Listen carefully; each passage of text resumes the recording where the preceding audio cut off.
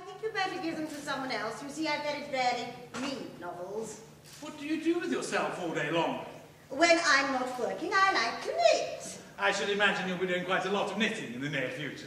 You mean I shall be doing very little work in the near future, then? That was what I intended to imply. I hope you are right. You haven't any objection to not working. Who has? Your predecessor had. Then she was a fool. It wasn't a she, it was a he. And a very young he, too, which explains it. Williams, I put the books I want packed on that table. Yes, sir.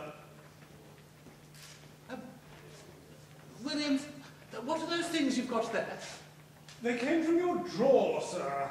6 handkerchiefs, 4 pairs of socks, and 3 shirts. Well? They're marked with Mr. Scott Fowler's name, sir. I was wondering whether I shouldn't return them to him. Well, stop wondering and go back and pack them. Well, suppose Mr. Scott Fowler notices they've gone, sir. Well, then I'll send them back. Anyway, he won't notice, don't worry. He owes me a parting gift. Yes, sir. How are things going? Quite well, I think, sir. I've packed practically everything. Good. Get me a taxi in about half an hour, will you? Yes, sir. Spring's been in the air today, Miss Potter. Does that thrill you? Not at all. It's a most overrated season, I think. I don't like green as a colour, and I hate bird noises. But doesn't it fill you with the joy of being alive or something, as it's supposed to? It gives me a cold and makes my teeth ache, usually. It does mine too, but I still like it. I'm told the sun never shines in Manchester. That's nonsense. It does, quite often. It's not the Riviera, of course, but when the sun does shine in Manchester, you'll find you'll appreciate it all the more. Well, that's encouraging to know. Tell me, is it as dirty a town as they say it is? I wouldn't know about that. When I was there, I was just a child, you see. You misunderstand me, Miss Potter. I'm not inquiring about the red light district. Merely whether it's true that one has to take 3 baths a day to remain even vaguely clean. There's a certain amount of soot in the atmosphere, but it only makes your hands and face dirty. 3 baths a day is an exaggeration. Shall I turn back, Miss Potter, before it's too late? Of course not. You'll enjoy it. It's not a very beautiful city, I'll admit, but the people are friendly and charming. Hail fellow well met, if you know what I mean. Oh, God, how well I know what you mean. Please don't talk about Manchester anymore, Miss Potter. With every word you say, my resolve is fading. Well, John, I just came in to say goodbye and wish you good luck. Thanks, Helen. Good afternoon, Miss Potter. Good afternoon. How do you feel? A bit frightened, I should think, aren't you? Oh, not frightened, no. In the depths of despair, that's all, thanks to Miss Potter's vivid little word pictures of Manchester. It's the greatest miracle of the age. I still can't believe it. Nor can I. It all happened so suddenly. David only told me about it the other day. When did you decide to go? But when Arthur first offered me the job, but it took me 6 months to decide to act on my decision. I bet you'll be back in a week. No, never. I'm going to my grave. A sooty, hail fellow, well-met grave. If you'll excuse me, Helen, I need to superintend packing. He doesn't seem to like your description of Manchester, Miss Potter. It's as well he should be depressed now. Then he won't be so depressed when he gets there. Where's Mr. Scott Fowler? He's in his room, I believe. Working? I've no idea. I see you got those books from the London Library. Yes, I went out to get them yesterday.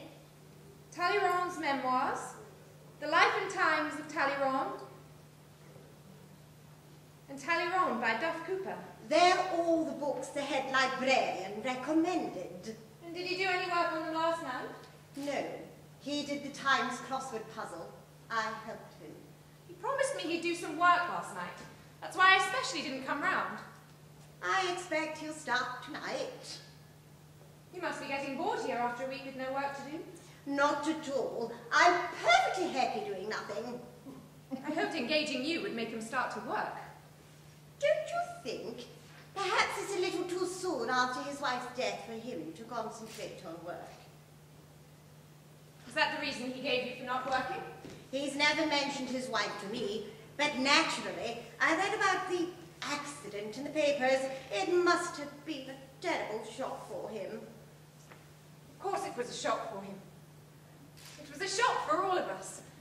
But it's been 6 months now, and if he started to work, I think it would take his mind off the whole business. Were you at the party that night? Yes, but I left before it happened. I went out on the balcony one night and sat on the parapet, just as she must have done. It's very easy to imagine how it could have happened if you lean back a little too far and then look down suddenly. It would be the easiest thing in the world to lose your balance, especially she wasn't feeling too well. What do you mean she wasn't feeling too well?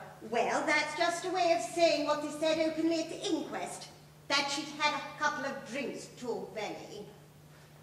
I think it would be a good thing if we all tried to forget about what happened that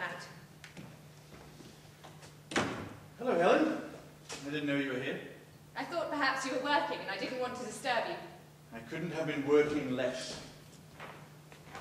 Death in the Albert Hall. It's not very good, but if you like, you can have it. No, thank you.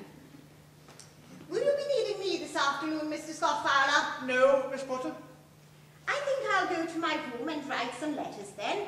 Would it be possible for me to have my tea in there? Certainly. Have it in your bedroom, Miss Potter. Have it anywhere you'd like. Thank you. That reminds me, I want my tea. I don't know what I'd do without it. I've become quite an addict. I drink about 10 cups a day. You know, It can't give you cirrhosis, can it? You know, David, I do admire you for the way you've kept on the wagon. You never need a drink now, do you?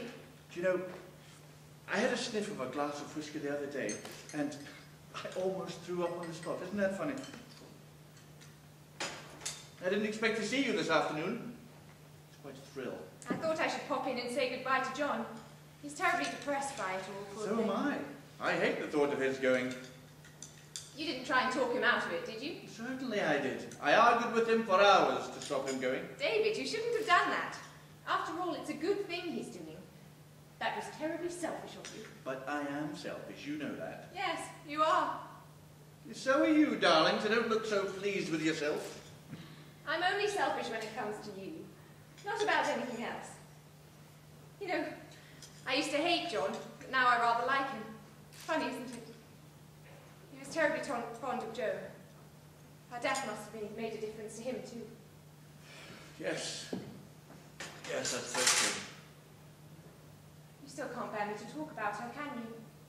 I hate to be reminded of it, that's all.